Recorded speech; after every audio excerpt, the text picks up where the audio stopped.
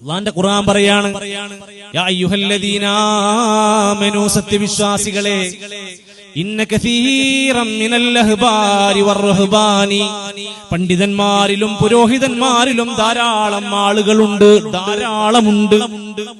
ലയകുലൂന അംവാലന്നാസി bill ബാത്തിൽ, ജനങ്ങളുടെ സമ്പത്ത് അന്യായമായി തിന്നുകൊണ്ടിരിക്കും.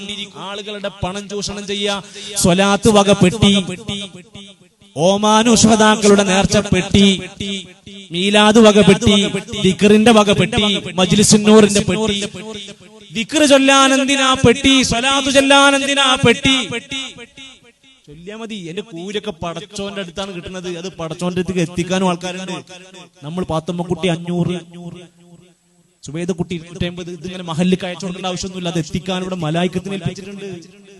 എന്നിട്ട് ആഴ്ചക്കാഴ്ചക്ക് ഇതിന്റെ ചടങ്ങാണ്. എന്നിട്ട് ചില ആൾക്കാർ ചൊല്ലിയിട്ടൊന്നും ഉണ്ടാവില്ല, എന്നാലും കണക്ക് മോശമാവണ്ടെന്ന് വിചാരിച്ചിട്ട് 37 വക ഖദീജ കുട്ടി 250 + 500 എന്നിട്ട് ഇങ്ങനെ മത്സരിക്കുക. നമ്മൾ ചൊല്ലുന്ന ദിക്റും നമ്മൾ ചൊല്ലുന്ന സ്വലാത്തും ഒക്കെ എത്തിക്കാൻ അള്ളാഹുവിന് ഇവിടെ പ്രത്യേക സംവിധാനങ്ങളുണ്ട്.